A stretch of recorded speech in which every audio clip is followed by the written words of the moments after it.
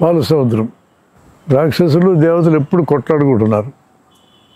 రాక్షసులు బాగా బలంగా ఉన్నారు, దేవతలు కొంచెం బలహీనంగా ఉన్నారు, కొద్దిగా నాజూకు బేచి. వీళ్ళు ఎప్పుడు తన్నులు తింటా ఉంటే బాధేసి విష్ణుమూర్తి దగ్గరికి వెళ్ళి అడిగారు, ఏమి స్వామి ఈ పరిస్థితి, మాకు ఎప్పుడు నా కొడుకులు కొడతా ఉన్నారు మమ్మల్ని, ఎటు చేయాలనంటే నేను ఒక ఐడియా చెప్తున్నాను రా. పాల సముద్రం ఉంది కదా, పాల సముద్రంలో మందర పర్వతాన్ని రిక్వెస్ట్ చేయండి, కవ్వం కింద ఉపయోగపడుతుంది. ఇప్పుడు నా దగ్గర ఆదిశేషుడు ఉన్నాడు పడుకొని, ఇతనికి చెబుదాం, కవ్వానికి తాడేసి చిలకాలి కదా, ఆ చిలికే కార్యక్రమానికి ఇతను నొప్పిద్దాం. నేను ఒక అవతారం ఎత్తుతాను, నేను కూర్మావతారము, ఆ పర్వతం పాలల్లో మునిగిపోకుండా అడుగును కూర్చొని ఉంటా. మరి ఏర్పాట్లు బాగున్నాయి కదా, రాక్షసులను అందరినీ పిలవండి, అరే మనం సముద్రాన్ని చిలకదాం, అమృతం పుడుతుంది, అమృతంగా తాగితే పర్మనెంట్గా బతుకుతాం, ఎవరు కొట్టినా తిట్టినా తనినా సావుకొని ఉంటామని చెప్పి వాళ్ళకి నచ్చితే పట్టరానరా, వాళ్ళని తలకాయ పక్క పట్టించండి, మీరు తోక పక్క పట్టుకోండి సలహా ఇచ్చాడు. రైట్, మొత్తం రాక్షసులకు పోయి ఇన్ఫర్మేషన్ ఇచ్చారు. ఎందుకురా మనం వేరుకెట్టు కొట్టుకొని వస్తామో, అమృతము చిలికెట్టడు చేద్దాం, చేసినాక అందరం పంచుకొని తాగుదాం మనము అని చెప్తే వాళ్ళు ఒప్పుకున్నారు. ఇంకెందుకు ఈ గడబేడంతా పర్మనెంట్గా బతికితే పోద్ది కదా అని తలకాయ పక్క పోయి అమాయకంగా పట్టుకున్నారు. ఈ కవ్వం చిలికేటప్పుడు ఆదిశేషుడు పొట్ట లోపల అంత కసిబిసి కక్కుకోవడం మొదలుపెట్టాడు విషాన్ని, పాలల్లోకి కక్కున్నాడు. మరి చిలికేటప్పుడు ఆహారం కావాలిగా, పాల సముద్రంలో పాలు తాగేది చిలికేది, పాలు తాగేది చిలికేది. ఇప్పుడు ఈ కక్కినటువంటి విషం పడ్డ పాలని తాగినారు వీళ్ళు. అంటే అప్పటికి తెలియదు, కక్కిన విషయంలో ప్రమాదం ఉండదని ఆ కాలంలో తెలియదు, అందుకని ఆ విషం తాగి చచ్చిపోయినారు కొంతమంది. అంటే అమృతం రాకముందు కొంత బ్యాచ్ లేచిపోయింది రాక్షసులు. చివరికి అమృతం వచ్చేసింది. రాగానే అమృతం నాకని దేవతలు రాక్షసులు ఎగబట్టడం మొదలుపెట్టారు. ఇంక పర్వతాన్ని వదిలేస్తున్నారు, చిలికే కార్యక్రమం వదిలేస్తున్నారు, ఇంక పర్వతం మునగడం మొదలుపెట్టారు. మునిగితే కానీ అమృతం తాగేటట్టున్నారు రాక్షసులు. వాళ్ళు తాగితే ప్రమాదం కదా అని కూర్మావతారంలో ఉన్న విష్ణుమూర్తి ఎగ్గిరి అవతలకు దూకి మోహిని అవతారం ఎత్తాడు, అందమైన యువతి అవతారం ఎత్తాడు. టక్కన అమృతం బిందె సంకలో పెట్టుకున్నాడు. అటుపక్క రాక్షసులు, ఇటుపక్క దేవతలు బిత్తరపడినారు, ఎవరి మధ్యలో వచ్చి బిందె బుధాన్ని వేసుకుందని. ఇక ఇటు నుంచి పాడడం, నేను మీకు అమృతం మోస్తా, రాక్షసులు అటుపక్క కూర్చోండి, దేవతలు ఇటుపక్క కూర్చోండి రా అని మొత్తాన్ని అంత అందమైన అమ్మాయి చెప్తే వినరా మాట. అందుకని కూర్చున్నారు ఇద్దరు రెండు వరుసలు. అటు పాటలకు చరణం పాడేది, దేవతలకి ఒక చారెడు పోసేది, వాడు తాగేది.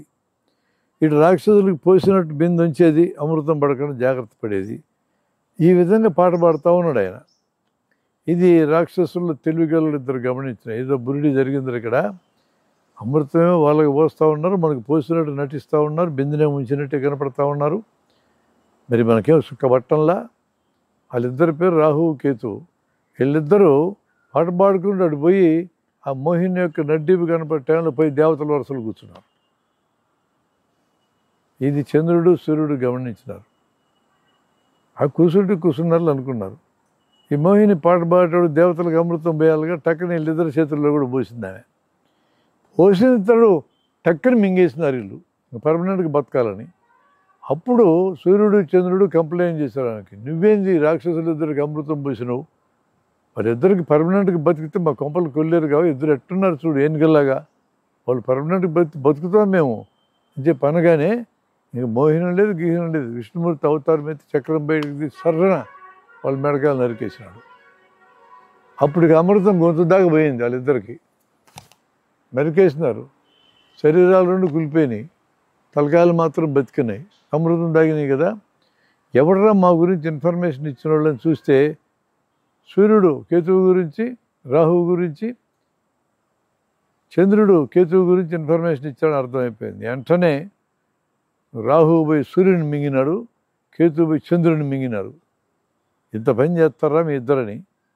మింగితే కడుపులోకి పోతే అరిగిపోయి ఉండేవాళ్ళు, కానీ గొంతు దిగిపోయినలా. ఆ మింగినప్పుడు కనపడకుండా పోయి గొంతులోంచి బయటకు వచ్చేది. అట్లా మనకి సూర్యగ్రహణం చంద్రగ్రహణం వచ్చినాయని మన పుస్తకాలు రాస్తారు. అంటే రాహువు మింగినందుకు సూర్యగ్రహణం, కేతువు మింగినందుకు చంద్రగ్రహణం వచ్చినాయని చెప్పని పుస్తకాలు రాస్తున్నారు, బాగానే ఉంది. కానీ ఇప్పుడు చంద్రగ్రహణం సూర్యగ్రహణం ఎట్టొస్తే మనకు అర్థమైంది విజ్ఞాన శాస్త్రం పెరిగినాక. ఇప్పటికీ కూడా ఆ కథలే నడుస్తూ ఉన్నాయి. ఆ మింగినప్పుడు చెడు జరగకుండా ఉండడానికి దేవాలయాలను మూసేయాలంట, మూసేస్తున్నారు. ఆ మింగినప్పుడు సూర్యుడిని కానీ చంద్రుడిని కానీ చూస్తే గర్భంలో ఉన్న బిడ్డకు వంకరలు వస్తాయంట. 7 నెలలు 8 నెలలు గర్భము. ఈ బిడ్డకు అంగాలన్నీ ఏర్పడేది మొదటి 3 నెలల్లో. అవి ఏర్పడేది ఎప్పుడు? స్త్రీ నుంచి ఒక కనుము, పురుషుడి నుంచి ఒక కనుము కలిసినప్పుడే మొదలైంది. మధ్యలో ఎందుకు మార్పులు వస్తాయి?